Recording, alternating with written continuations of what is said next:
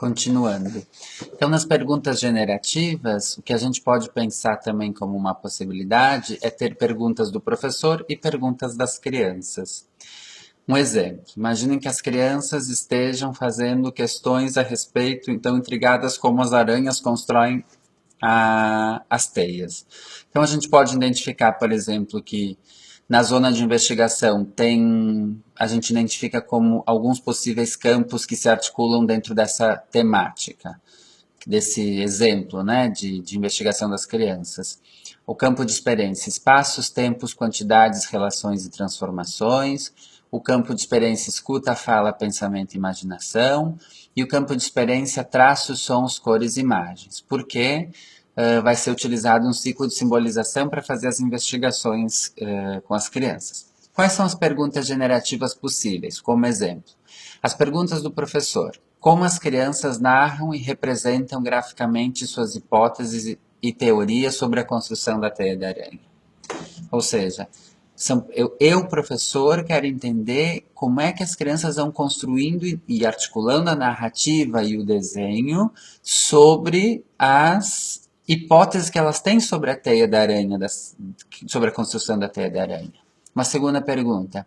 As crianças identificam possíveis fontes de pesquisa para o projeto?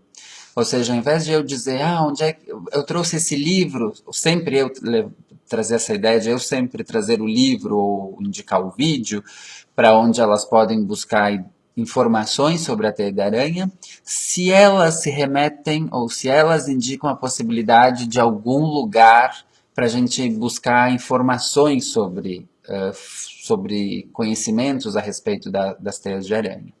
Uma terceira pergunta que um professor pode estar se fazendo. Que vocabulário as crianças vão incorporando ao longo do projeto? E aí dá para ir construindo certas constelações de palavras, né? Quais são os léxicos topológicos, quais são os léxicos relacionais, quais são os léxicos temáticos que as crianças vão incorporando na medida que elas vão fazendo as investigações. Essas seriam as perguntas do professor. As perguntas das crianças poderia ser como as aranhas tecem as teias, como a aranha não cai da teia, onde a aranha guarda os fios da teia. Supostamente aqui eu estou falando de perguntas que provavelmente em um tipo de conversa eu possa ter percebido as crianças terem feito e quando eu capturo essas perguntas de, bom, o projeto pode ir por aqui, lá pelas tantas numa assembleia eu restituo para as crianças essas perguntas dizendo, eu ouvi que vocês estavam fazendo essas questões, vamos saber um pouco mais sobre isso e eu volto a fazer as perguntas que elas mesmas fizeram. Então vejam, aqui a gente faz esse primeiro instrumento que é onde a gente desenhou que tipo de investigação a gente vai fazer. A gente destacou um fato e a reflexão, que é o contexto de onde isso vai ser desencadeado, mapeou quais são as zonas de investigação e fez perguntas generativas. Essas perguntas é um âmbito operativo, ou seja, é o âmbito que vai mostrar as possibilidades de que caminhos eu vou seguir, em termos de sessões, para desenvolver o trabalho com as crianças. Esse primeiro instrumento a gente não faz toda semana, a gente faz sempre que a gente identifica uma investigação e vai desenvolver ela, até o momento em que a gente acha que aquele contexto com aquelas perguntas já se finalizaram, já se encerraram. E aí a gente vai em busca de um novo tipo de investigação, um desdobramento daquela investigação e faz um novo instrumento de reflexão, de intenção investigativa. Pode ser também que dentro de uma mesma sala vocês tenham 2 ou 3 projetos concomitantes. Isso significa que eu vou ter 2 ou 3 instrumentos de intenção investigativa como esse também elaborados. Ou seja, eu sempre elaboro isso aqui sempre que a gente vai começar a desenvolver uma investigação. Feito isso, agora eu planejo as sessões da semana. Lembrem que ela está situada dentro de um planejamento macro de contexto. E aí eu tenho que pensar quais são as sessões. Pelo menos uma por turno já é o suficiente para um desenvolvimento de um trabalho bacana. O que eu tenho que pensar e que informações tem nessa ficha? Tem qual é a sessão, qual é a organização de grupo e tempo, qual é a organização de espaço e materiais e que e como será observado e registrado. Então, a sessão vamos supor assim, é uma sessão é o primeiro ciclo do desenho, do ciclo de simbolização, onde eu faço o levantamento dos desenhos iniciais. Aí aqui é com qual grupo e em que momento do dia. Lembrem sempre que vocês têm que reservar tempos em que sejam adequadas a esse tipo de intervenção e que tenham tempo suficientes. Depois, que materiais e que espaço isso vai acontecer. Inclusive, aqui vocês podem sinalizar, tanto nessa coluna do grupo e tempo e nessa dos materiais e espaço, aonde as demais crianças vão estar e com quem e fazendo o quê. E, neste caso, vocês podem, articulando com aquelas perguntas generativas, já criar certas pautas de observação e definir se vocês vão registrar com foto, com vídeo com gravação, com transcrição, o que é que vocês vão utilizar para registrar a sessão, certo? Isso vocês vão fazer dia a dia da semana. Lembrem que dependendo da organização de vocês, às vezes a sessão se repete para vocês poderem trabalhar com a mesma sessão com grupos diferentes.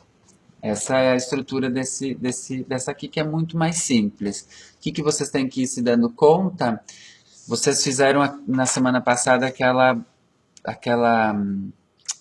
ateliê, né? Aquele laboratório aqui com tecnologia, desenho de observação e o material não estruturado. Lembrem que organizar a sessão é muito importante, assim, o modo como a gente seduz as crianças para participar, isso é o que ativa, o que intriga, o que convoca elas à possibilidade do trabalho.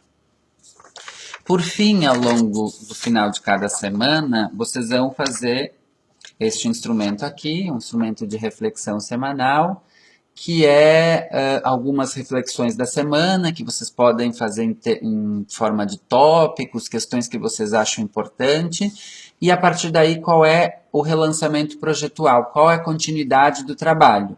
Lembrem que tanto este quanto este, nós estamos sempre articulando esse primeiro instrumento aqui, que é como que contexto, com quais zonas de investigação e com que perguntas. As perguntas são provavelmente os que vão definir as possibilidades de sessões que vocês vão desenvolver com as crianças. Aqui também, e articulado com isso, a gente tem falado em construções de mini-histórias. As mini-histórias são muito importantes para a gente não só mostrar coisas das sessões, e talvez mais do que isso, mostrar o cotidiano das crianças. É aquilo que a gente quer tornar especial, que pode passar despercebido. A dinâmica que a gente tem trabalhado e funcionado muito bem é uma mini-história por semana. Vão olhando ao longo do mês, ao longo dos 2 meses, se todas as crianças estão nessas mini-histórias, porque isso é muito importante. As mini-histórias podem ser individuais, em duplas, em trios, em grupos, depende da cena que vocês querem tornar especial. Uma mini-história é sempre breve, é um episódio, né, uma rapisódia da vida cotidiana, 3 ou 4 imagens no máximo e um pequeno texto. Encontrem a chave de leitura, deem um nome para essa mini-história e façam uma interpretação. Então, eu acho que era isso sobre o planejamento. Um elemento muito importante que eu ia passar despercebido. A respeito dessa ficha, pensem no elemento de continuidade. A gente não pode fazer um punhado de atividades. A gente tem que mostrar como uma sessão desdobra na outra, como uma linguagem desdobra na outra linguagem, entender a justificativa do porquê que eu estou fazendo aquela sessão. Eu estou propondo isso que tem a ver com aquilo que aconteceu antes. Então, eu quis sair da bidimensionalidade e ir para a tridimensionalidade. Por qual razão? Por que eu vou, então, agora para a virtualidade? Tentem entender as razões de ir para um lado ou para o outro, montar uma sessão ou outra. Não façam só um punhado de sessões aleatórias. Tá certo? Eu acho que quando a gente entende isso, a gente vai entendendo que as sessões ou um conjunto de sessões se transformam em situações de aprendizagem que pode se converter em importantes momentos para as crianças construírem sentido para o conhecimento gerado.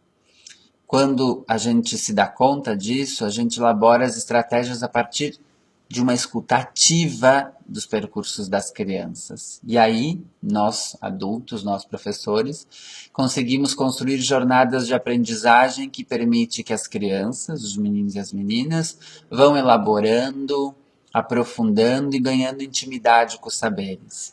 A gente não faz só um punhado de atividades, a gente pensa na continuidade para que elas possam ir se aprofundando, certo? A desconexão das propostas, quando é só um punhado de atividade, são reveladoras de como a gente não compreende a competência das crianças para atribuir significado para as aprendizagens delas. Eu acho que era isso, a ideia era ser um vídeo breve, espero que ajude vocês. Um abraço.